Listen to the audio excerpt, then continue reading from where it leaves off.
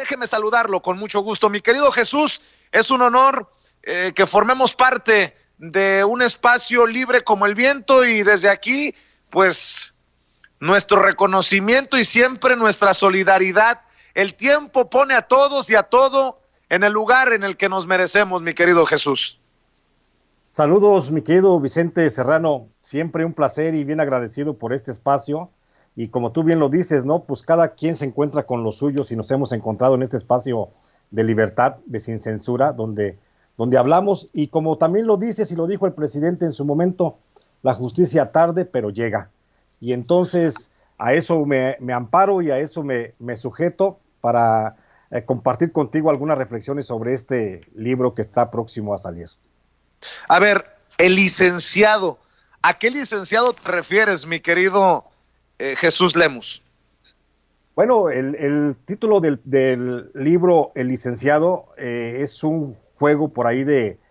semántica que propone la editorial HarperCollins, que me hizo el favor de la publicación con nuestro querido amigo Edgar Kraus, que son los que piensan en el título. ¿Por qué? Porque el licenciado es el nombre clave con el que se le conocía a Genaro García Luna dentro del cártel de Sinaloa. Y también, luego voy investigando, es la forma en la que Genaro García Luna se dirigía justamente a Felipe Calderón como un acto de superioridad para reconocerle su estatus, no como presidente, sino siempre lo reconoció como el licenciado. Y por eso tomamos y decidimos que este libro llevara el nombre de licenciado, porque va en esos dos sentidos, en un sentido ambivalente. Por un lado es el nombre clave de García Luna, por otro lado es la forma en que García Luna se dirigía al entonces presidente Felipe Calderón. Y bueno, pues ahí está el planteamiento. Sabemos que Genaro García Luna pues, no es licenciado, él es ingeniero mecánico, egresado de la UAM, pero dentro del cártel de Sinaloa, por fuentes bien corroboradas y por una versión que emitió en su momento cuando yo estuve en la cárcel compartiendo pasillos con justamente el grande Sergio Enrique Villarreal Barragán, el jefe de los sicarios de los hermanos Beltrán Leiva, pues él se refería así a García Luna, el licenciado, de quien siempre se mofó de tener muy buena relación dentro de la cárcel, y que siempre aseguró, hay que recordarlo, el grande siempre aseguró que pronto iba a salir de la cárcel y que no iba a estar preso de por vida, como se le auguraba en el proceso penal que se le abrió. Y mira, a la fecha justamente después el grande logra salir de Puente Grande, extraditado a Estados Unidos, y a la fecha el grande es un testigo protegido de la DEA que no está en prisión. Vive muy cómodamente, mejor que tú, que yo, que muchos miles de millones de mexicanos,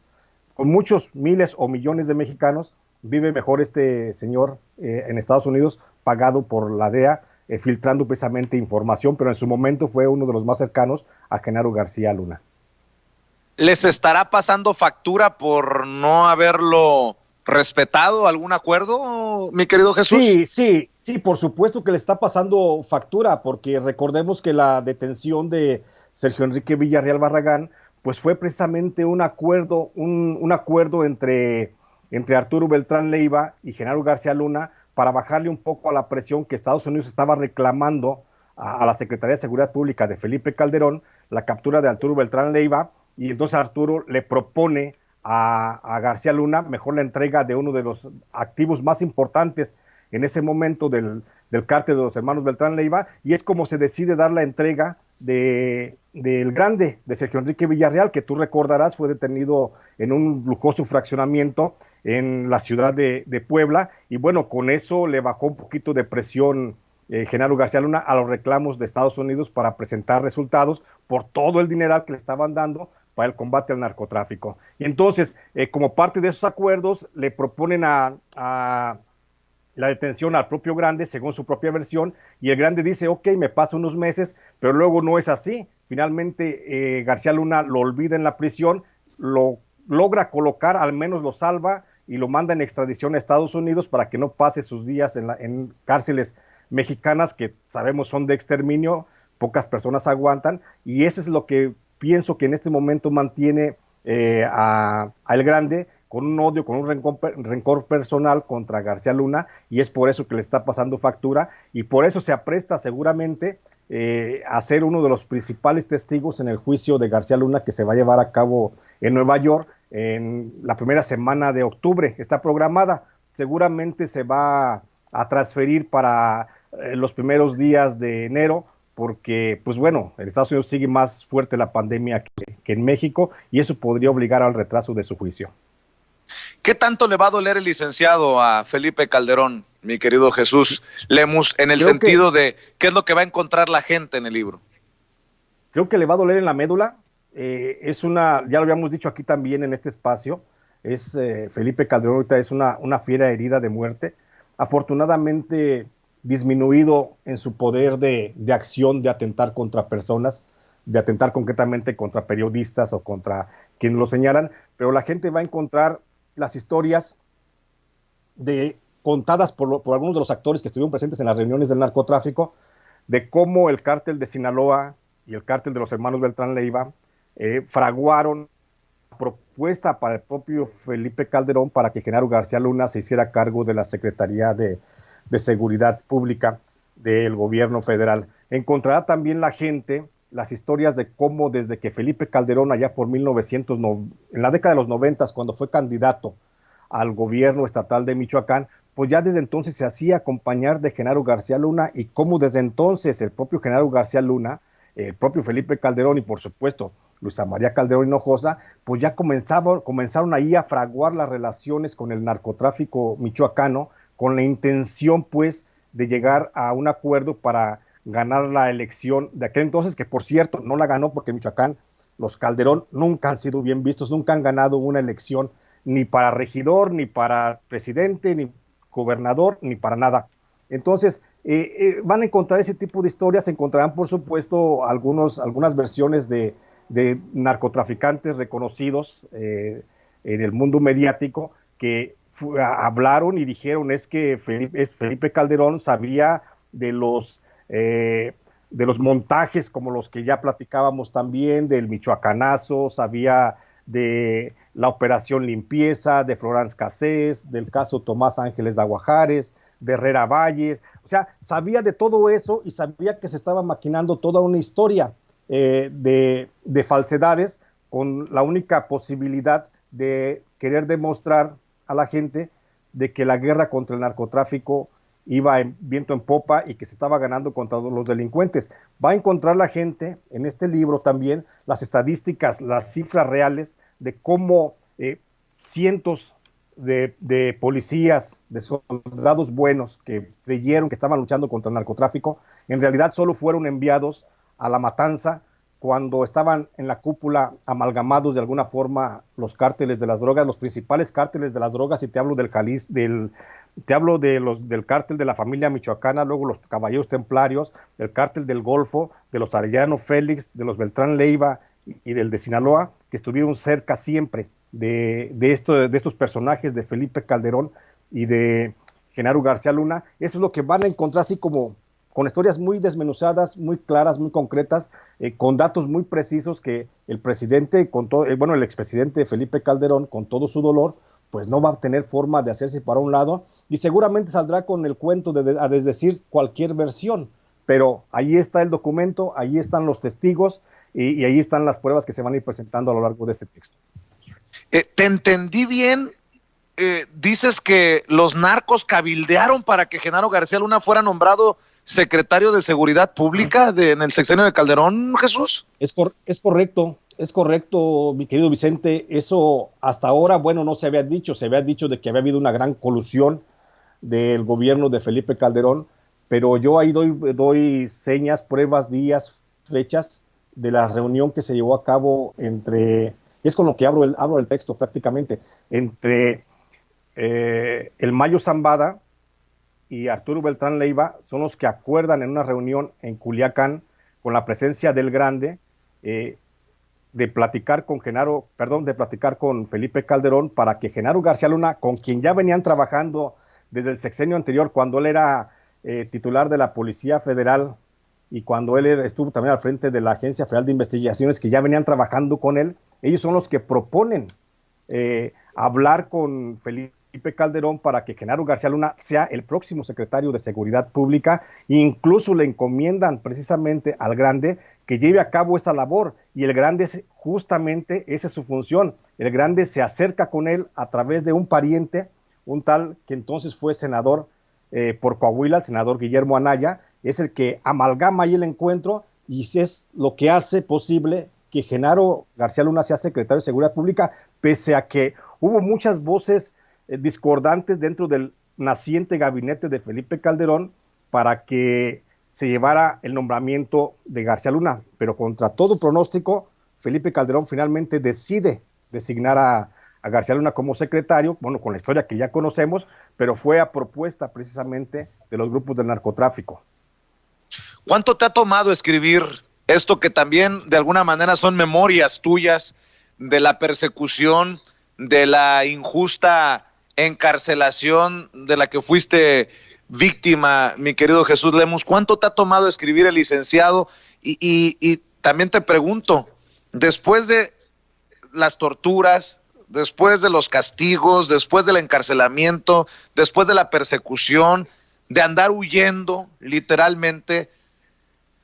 ¿te genera temor publicar el licenciado o qué te genera? Pues mira, en primer lugar me genera temor, tengo miedo porque pues soy humano y pues la vida es bien bonita, ¿no? Aunque sufra, dijo aquel el literato, ¿no? Aunque sufra como perro, es el mejor oficio del mundo. Tengo miedo, por supuesto, hay amenazas, ya comenzaron por ahí los mensajes, los troles ya comenzaron a bombardear las redes sociales, ya empezaron a estar jodiendo, pero no me van a detener. Finalmente el libro ya está en proceso, ya se está encuadernando y se está haciendo todo el proceso, y lo que me genera realmente es un acto como de satisfacción, porque siento que estoy haciendo el trabajo que necesitaba hacer. Creo que este trabajo de denunciar lo que supe, lo que conocí de versión de los principales narcotraficantes de México, de cuál fue la relación de García Luna con ellos mismos, esto se tenía que decir, se tiene que decir, porque ahora, lo decíamos la otra vez, ahora los medios pues ya casi no informan, perdón, ya los medios casi no dan la noticia la dan las redes sociales. Entonces, ahora se trata de que los periodistas también demos el contexto de toda esa información para poder ir entendiendo un poco y desmenuzar toda esa madeja de información que se nos bombardea todos los días en los medios. Entonces, considero yo que es una obligación y es mi deber platicar y decir todo lo que sé, lo que supe de esas pláticas. Y bueno, sí te digo, insisto, me genera pues mucho miedo, pero también me genera una gran satisfacción el poder ofrecerle a la gente un texto de este calado, de esta envergadura, para que se pueda dar un contexto más claro de qué es lo que pasó en ese proceso, en ese periodo oscuro de la historia de México. Y bueno, me llevó a escribirlo, literalmente me lo escribí en 3 meses, pero la investigación pues ya la traía desde hace tiempo. Obviamente se fortaleció o le di más recio después de que Genaro García Luna fue detenido en diciembre del 2019, le di más recio a la investigación y finalmente lo concreté. Y te digo, el texto me lo aventé en 3 meses y un periodo, 3 meses y medio. ¿Te da miedo por la reacción de Calderón? ¿Te da miedo por la reacción de las redes de Genaro García Luna? ¿Te da miedo por qué? Y sí he visto que sobre todo la reacción furibunda contra ti, contra Olga Warnat, contra los Abraham Mendieta, a nosotros también nos llega la colita de esos trolls, pero ¿qué es lo que te da miedo? Y te lo pregunto con mucho respeto, porque en su momento te decía, no se dieron cuenta que cuando te encarcelaron junto a los grandes capos en la cárcel de máxima seguridad, te estaban dando también en charola de plata el licenciado de alguna manera. Exactamente, eso es, o sea, en el pecado llevaron la penitencia, no pensaron que yo pudiera tener la posibilidad de ir a armar una gran historia como esta que estoy presentando, y pues bueno, el miedo me da básicamente, te digo, el presidente Felipe Calderón, pues ojalá fuera de enfrentarnos uno a uno, ¿no? Y nos damos unas trompadas, pero no, O sea, me da miedo que tienen seguidores, que tienen fanáticos, que tienen gente idiotizada en su entorno y con muchos compromisos todavía,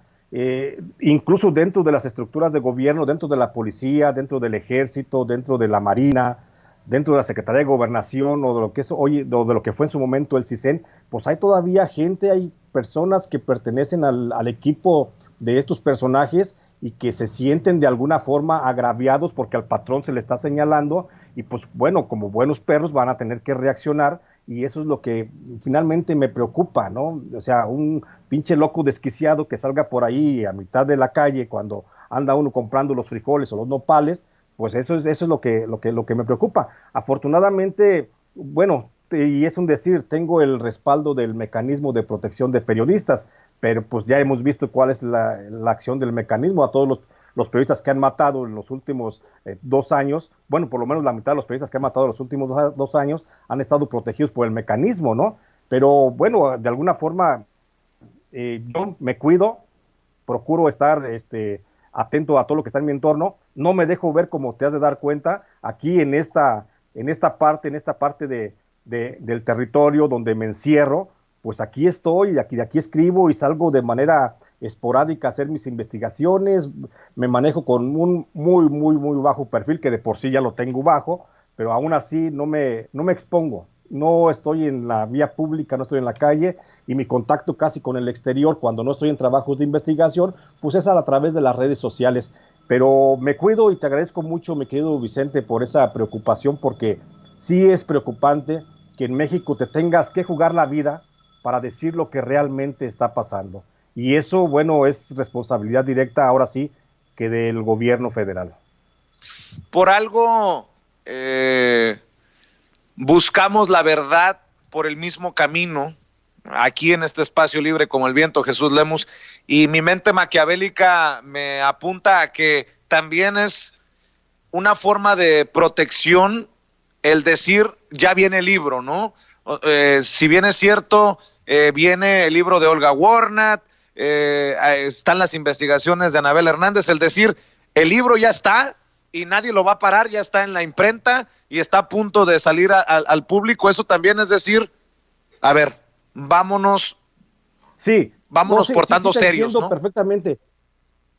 Te entiendo perfectamente y creo que sí es una forma de blindar. Creo que fue una decisión muy acertada la de la editorial HarperCollins y de mi editor Edgar Kraus, que te digo, me están dando todo el respaldo, me están cobijando muy bien y se están preocupando mucho por mi seguridad. Y como entramos en el periodo, en la ventana de mayor riesgo, que es justamente cuando terminas la investigación y que ya por ahí muchas fuentes saben que ya estás haciendo una investigación y entre el periodo de la publicación, esa ventana, ese periodo es el más riesgoso para cualquier escritor, para cualquier periodista. Entonces por eso decidimos lanzar el anuncio de que el libro ya está y de que pase lo que pase, Dios no quiera, toco madera, de que pase lo que pase, el libro va a salir justamente en la fecha que está programada. Por eso decidimos anunciarlo con un mes de antelación, prácticamente lo que lleva el proceso de la impresión, para blindar mi seguridad y para que sepan quienes intenten atentar o quienes piensen siquiera o les pase por la cabeza esa posibilidad, pues que yo ya estoy de más, o sea, a mí me pueden hacer lo que quieran, pero el libro va a salir y va a tener sus consecuencias aún más claras en la sociedad. Mi querido Jesús, te hemos leído, pero ¿es El Licenciado tu obra maestra, tu más importante obra hasta el momento? Pienso que sí, pienso que hasta el momento de los 8 libros que llevo publicados, este sería el 9º, es el libro más importante y pienso que es justamente por el momento mediático que está viviendo México, por el momento donde coincide momento político, momento informativo, por la coyuntura, por todo, creo que es el libro más importante porque ayuda o más bien contribuye un poco a esclarecer cómo fue que se dio ese estado de corrupción y de colusión del Estado mexicano con el crimen organizado. Me dice alguien que conozco que el nombre de tu libro coincide con la forma en que se le conocía a Calderón en el Estado Mayor Presidencial. Nada más para que le vayamos poniendo dimensión a esto, mi querido, uno de mis contactos. Bueno, fíjate qué bueno que coincide. Yo no tenía ese dato de cómo conocieran a Felipe Calderón en el Estado Mayor Presidencial. Sabía que le decían el enano, pero hasta ahí. No sabía que le dijeran realmente el licenciado, y pues qué bueno que coincide, ¿no? Oye, y de esta, ¿cómo va a salir Felipe Calderón? ¿Negando calderónicamente todo? O a ver, el licenciado le pondrá otro clavito más al ataúd político de Felipe Calderón. Yo pienso que de esta Felipe Calderón, finalmente, no porque yo sea el portador de la verdad, sino simplemente porque cuento la historia apegada a los hechos, creo que Felipe Calderón no sale, ¿eh? Creo que esta va a contribuir esta información que viene vertida en el libro, si es que la quiere tomar un juez valiente, o si es que la Fiscalía General de la República decide tomar alguna aportación que se dé en el libro, pues será también un clavo más al ataúd, porque finalmente, pues yo no lo quiero muerto, yo lo quiero preso, yo lo quiero que pague lo que hizo en su periodo, lo que me hizo en lo particular, lo que le hizo a miles de personas que fueron encarceladas injustamente, a miles de desaparecidos, a miles de personas ejecutadas, a cientos de periodistas desplazados que tuvieron que salir por la violencia que generó la guerra contra el narcotráfico. Eso es lo único que yo quiero, que haya justicia. Y como te decía, a mí las palabras del presidente pues me alientan mucho cuando dice que la justicia tarde pero llega, y ojalá no le tiemble la mano a la Fiscalía General de la República y que vaya realmente tomando estos elementos, no nomás lo que aparece en el libro licenciado, sino lo que aparece también en el libro de Olga, en el de Felipe el Oscuro, lo que aparece, por supuesto, en los libros de Anabel Hernández, de Pepe Reveles, del propio Edgar Morín, o sea, de todos estos periodistas que nos hemos jugado el pellejo para darle una información a la gente. Yo creo que esa sería la mejor recompensa que podríamos tener. Los periodistas pues no aspiramos más que a vivir medianamente, regularmente, ahora sí ya, pero no aspiramos a nada. Queremos únicamente que nos compense nuestro trabajo, haciendo un acto de justicia, no nada más para nosotros ni para nuestro trabajo, sino para el resto de la población. Mencionaste que le decían enano en el Estado Mayor Presidencial. ¿Es en serio, mi querido Jesús? Sí, es en serio. Te lo pregunto sí. Porque con lo de comandante Borolas, con lo de pequeño acomplejado, con todo, con fecal, se confirmaría que ni siquiera al interior de quien lo cuidaba se le tenía respeto al expresidente Felipe Calderón. Es correcto eso que tú señalas, no se le tenía respeto a la investidura y hasta ahí, pero a su persona como tal, algunos de los miembros del Estado Mayor Presidencial, muchos de ellos, muchas fuentes mías con los que platico de manera frecuente, me comentaron en su momento cuál era, porque yo me di también la tarea de buscar cuál era el apodo que le tenían a Felipe. Finalmente decido no tomar en cuenta los apodos para no desvirtuar un poco ni tomar a risa lo que estaba yo ya planteando en ese trabajo serio, pero entre esos apodos encuentro 3 apodos: el Borrachales, el Enano y el Pequeñín. También le decían el Pequeñín. Es la forma en la que se referían algunos miembros del Estado Mayor Presidencial al presidente de la República, Felipe Calderón. Jesús, esto también, o sea, el momento histórico en el que se va a publicar el licenciado, que es en menos de un mes, y que además nos tienes que decir cómo vamos a conseguir el libro. Muchas personas desde Estados Unidos, tú sabes que la audiencia de Sin Censura es muy generosa, ya está hablando claro de agotar el licenciado, y así será, te lo puedo asegurar. Pero este momento histórico también contribuirá al pueblo, al clamor del pueblo, de esa consulta popular para que se enjuicie a los expresidentes. Ojalá, como dices tú, que haya valentía en las autoridades y que al pueblo le den un regalo, incluso antes de que se dé esta consulta popular para enjuiciar a los expresidentes, con una investigación ya formal sobre Felipe Calderón. Yo pienso que sí, yo pienso que si la consulta se da antes de que el libro salga, sale a finales en la última semana de septiembre, y me comenta la editorial que el libro estará ya plenamente en todas las librerías en la primera semana de octubre. Si el libro sale antes de que se dé esta consulta, o la consulta será antes de que salga el libro, sin duda alguna habrá mucha gente que tras leer este texto van a votar a favor de que se le enjuicie y de que se le abra un proceso penal al presidente Felipe Calderón, que te digo, no nada más sería por desvío de dineros que pudiera estar relacionado, por ejemplo, en el caso de Emilio Lozoya, ¿sí? Sino que también tendría que ser pues, por algunos actos de violencia que permitió a través de su guerra contra el narcotráfico,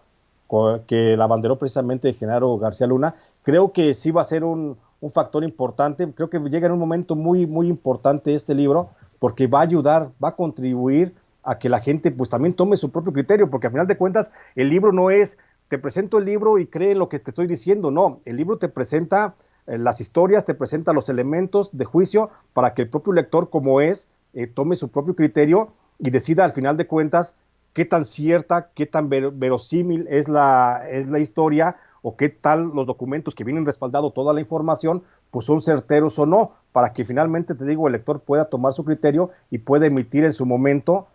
pues alguna participación en esta hipotética consulta que ojalá se lleve a cabo y que nos daría pues mucha tranquilidad a muchos mexicanos. Porfirio Muñoz Ledo, el diputado federal de Morena, Porfirio Muñoz Ledo, dijo que si el expresidente Carlos Salinas de Gortari no es castigado, sería un fracaso histórico, porque se trata de un personaje que le hizo daño a México, aunque descartó una venganza política. Yo te pregunto, Jesús Lemus, tú no eres político, eres periodista, pero sabes del tema. Si no se le castigara a Felipe Calderón, ¿también sería, como dice Porfirio Muñoz Ledo, un fracaso histórico? Sería una aberración histórica que sin duda alguna, si no se le castiga a Felipe Calderón, es una aberración histórica que sin duda alguna se la va a cobrar la factura al propio presidente López Obrador. El presidente López Obrador tiene ahorita la oportunidad de hacer una obra magnífica en su gobierno. Ha tenido circunstancias adversas, la situación económica mundial, la COVID, etcétera, etcétera, pero creo que ante esas circunstancias que tenemos en contra de los mexicanos, todavía esta administración, o más bien este gobierno federal, el presidente López Obrador, tiene la posibilidad de ser de los más grandes en la historia de México, al llevar a juicio a uno de los criminales, a uno de los genocidas más importantes, no de México, del mundo, por la cantidad de muertos que ha habido. Creo que se debe de juzgar judicialmente al presidente Salinas de Gortari, por supuesto, por haber establecido las bases para el neoliberalismo que luego se establece y se desarrolla con otros presidentes de la República, pero sin duda alguna debe de estar compareciendo ante la autoridad Vicente Fox por haber permitido el crecimiento político y financiero y de operación dentro del gobierno federal de Genaro García. Y por supuesto que debe de ser juzgado Felipe Calderón por toda la masacre, por delitos de lesa humanidad que se cometieron durante la guerra contra el narcotráfico. Y por supuesto que debe ser enjuiciado el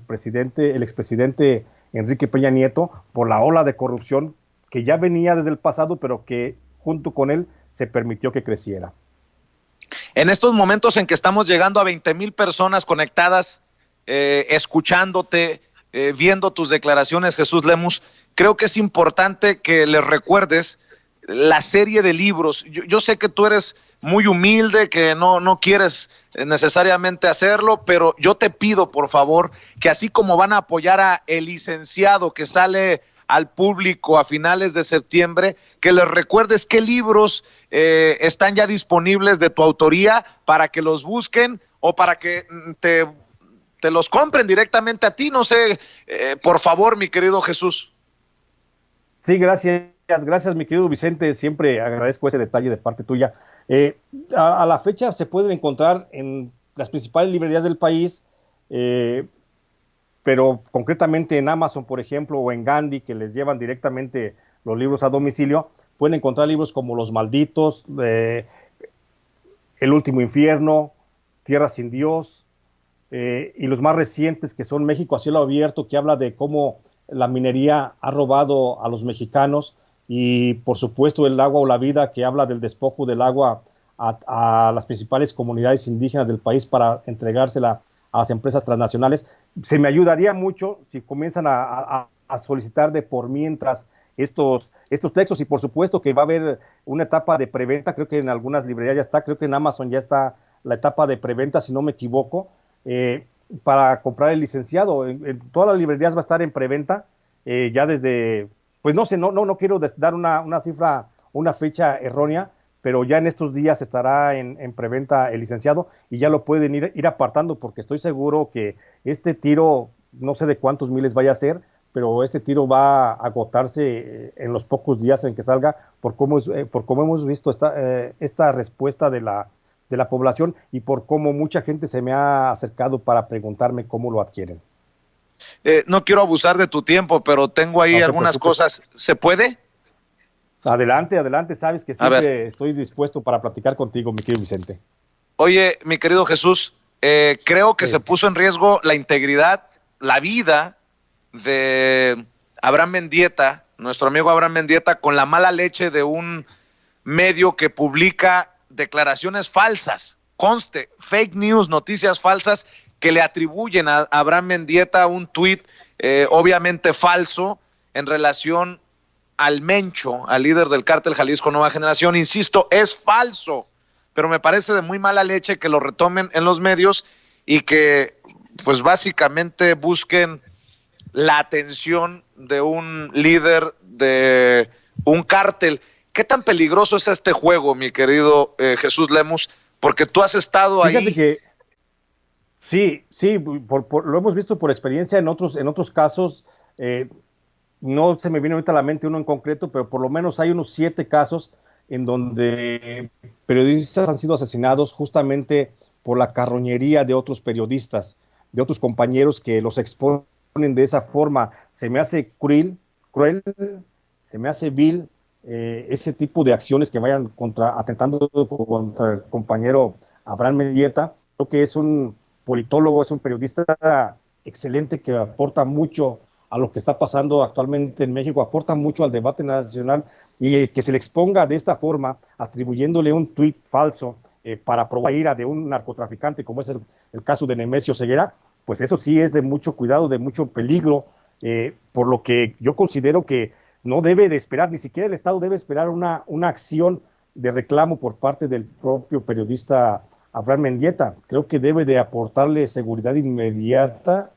pues para preservar su integridad física y para que nos siga aportando su opinión y su participación en medios y en este acontecer informativo de México. Y yo estoy mencionando este caso pues por si en algún momento nuestra voz es tan potente y nuestro espacio es tan visto y escuchado, que entiendan también la gente en el crimen organizado que esto es una mentira y que no puede tampoco tomarse en cuenta la mala leche contra Abraham Mendieta. Ojalá que ese sea la situación, que se desestime, porque pues es una fake news, una noticia falsa. Y esto me lleva a preguntar, mi querido Jesús Lemus, ¿qué piensas de la reacción de Felipe Calderón y de Cocoa Calderón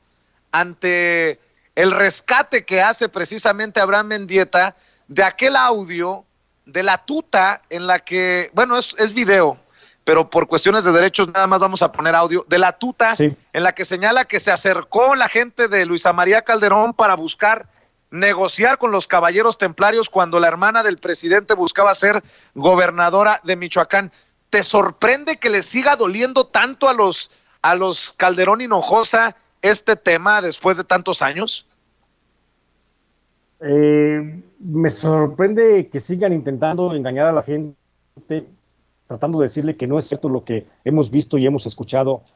de voz directa del propio Servando Gómez Martínez, de cuando él lo dijo, de cuando él señaló que la única comunicación que tenía era con Luisa María Calderón porque le pedía chicos, y lo vimos en posteriores ocasiones. Me extraña de sobremanera que Felipe Calderón y Luisa María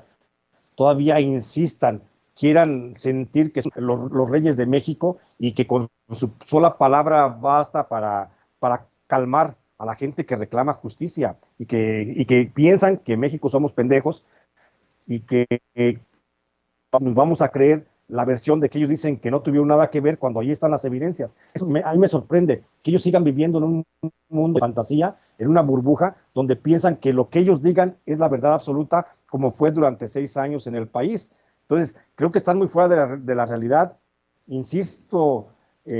son, y perdóname la comparación, son 2 animales heridos de muerte prácticamente, porque los pasos de la justicia están cada vez más cerca de ellos, y yo espero que el presidente López Obrador pues se anime, que no el presidente, sino que la Fiscalía General de la República, perdón,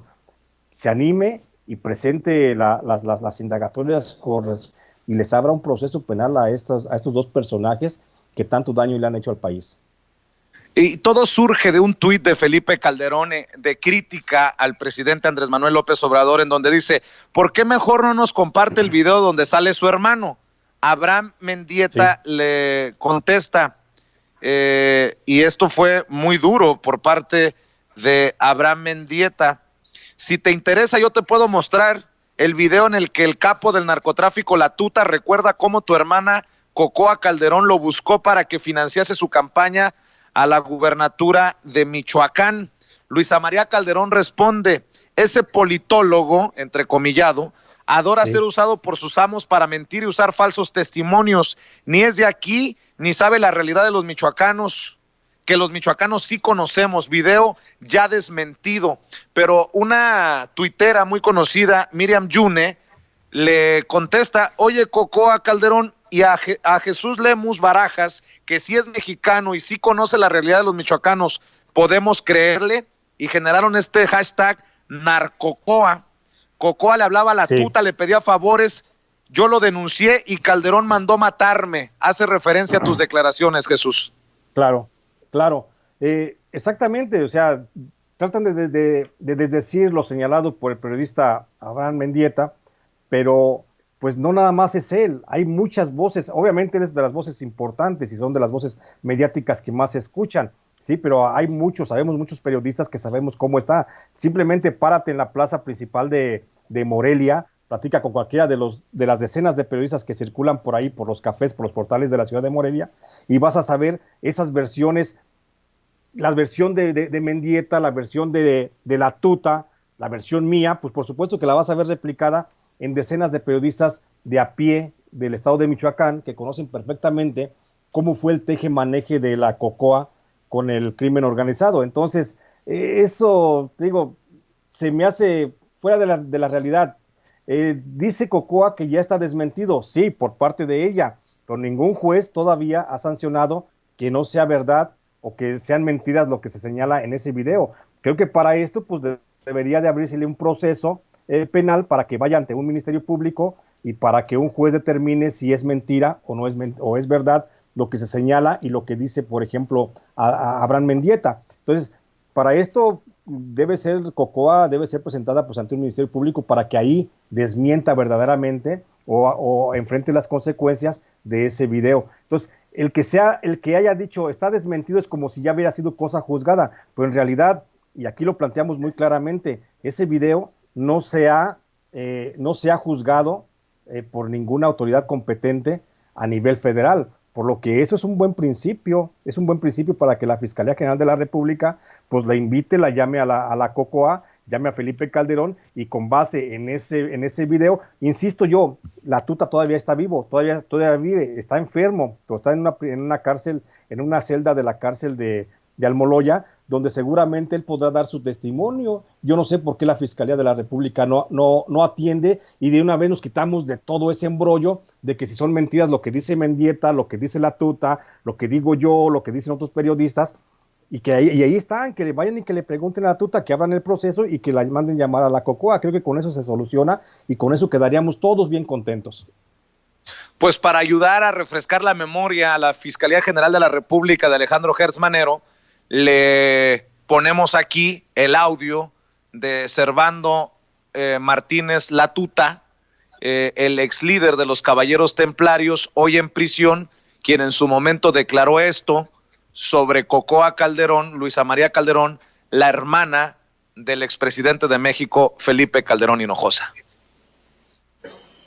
La única persona que tuvo acercamiento con nosotros cuando las campañas del 2011, en noviembre del 2011, para la gobernatura de Michoacán, fue la señora Luisa María Calderón Hinojosa, por medio de un señor que jugó la diputación por el distrito de Pacinán local, Francisco Javier Girón del Toro.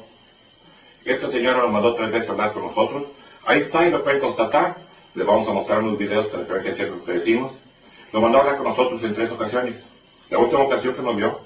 fue faltando 2 días para la elección, que fue un viernes a la tarde. Pero decimos que estábamos en los acuerdos y que la señora nos iba a respetar cuando ganara y que íbamos de la mano porque ella ocupaba el triunfo y que todo se olvidara. Yo pregunto,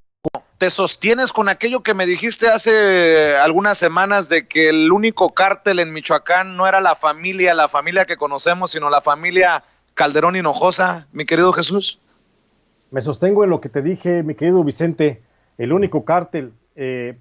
las drogas y peligroso en Michoacán no es el cártel de la familia michoacana, es el cártel de la familia Calderón Hinojosa, y ahí están, y lo vamos a ver porque te digo, vienen las reacciones, por supuesto, y vamos a ver cómo se comportan, pero ojalá reaccione antes la Fiscalía General de la República, y pues ya que a final de cuentas que los mande llamar y que les abra el proceso. Si ellos están en lo cierto y no es cierto eso que dice la tuta, pues que nos abran entonces un proceso penal, pues a la tuta por mentiroso, a mí por haberlo difundido y por supuesto a Abraham Mendieta por haberlo señalado, que estoy seguro es parte de nuestro trabajo. Creo que, insisto, el cártel más peligroso en Michoacán todavía sigue siendo el cártel de los Calderón Hinojosa.